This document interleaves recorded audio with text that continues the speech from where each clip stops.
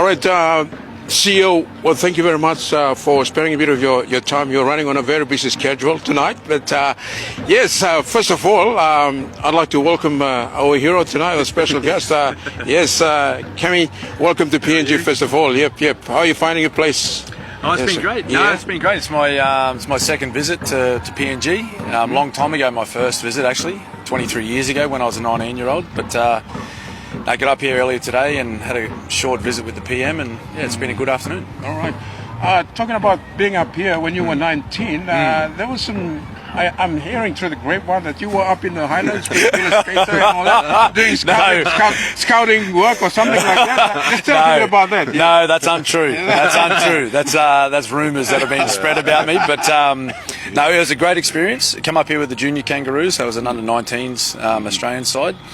Played against the national team on that occasion, and fond memories and just a special experience to play in front of the local PNG crowd. So you were up in the Highlands back then, I believe? No. We actually stayed in Moresby. Moresby, okay, yeah, we stayed in Moresby. Did a little bit of training in the lead up to the game, and just played locally. So it was a great experience as a young man that really hadn't done a lot of travelling outside of Australia. It was great to come and experience a different culture, and it was unreal. Yeah. All right. Tell us a bit about life after footy. Yeah. You're looking really well. No, thank you. What, are you coming back from retirement or what? No, not at all. No, I'm turning 42 this year. A lot of people say to me, "Geez, you look fit." I'm not fit. I'm just skinny. But no, I'm involved with a bit of commentary, which is good. I'm still involved with the game in some capacity, down on the ground, close to the players, close to the coaches. Still talk with some of my former teammates that are still playing in the game. So. It's a nice way to still be involved in some capacity and talk about the game that I love thoroughly. All right, tonight is historic for Papua New Guinea. Absolutely. And of course Australia. You being up here, what does it mean to you, and what's your perspective of the PNG team entering the NRL in 2028? Oh well, we're still a few years out, right? But it's exciting times for rugby league, but in particular for rugby league in PNG and the people of PNG, with the game coming up here, and Andrew being in charge of getting this new franchise ready for the 2028 season.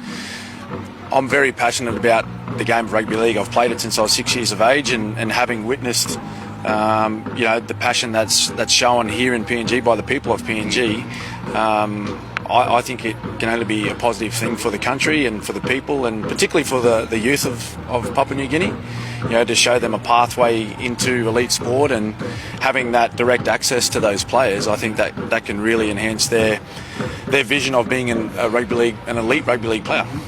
Okay, there's so much said about luring, or poaching players, Yeah. That'll be a nightmare, Well, that's a challenge. There's no doubt about that.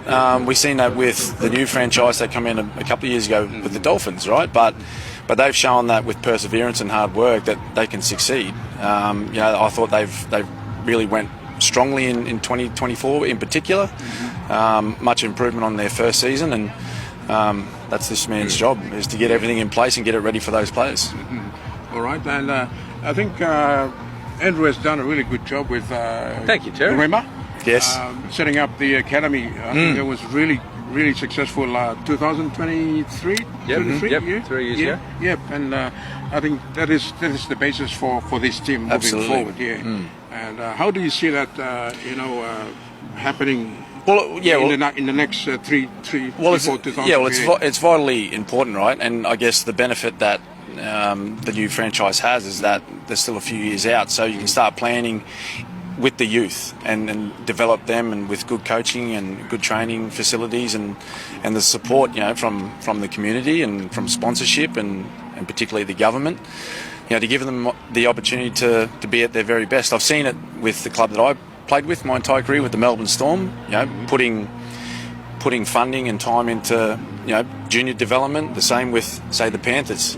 Have a look at the results they've got over the last 4 years. They've won 4 consecutive premierships because they put time into the young people coming through, the young boys and girls. So it's a smart thing to do, to look to have the foresight to plan ahead and be ready for what will be a really exciting time in 2028.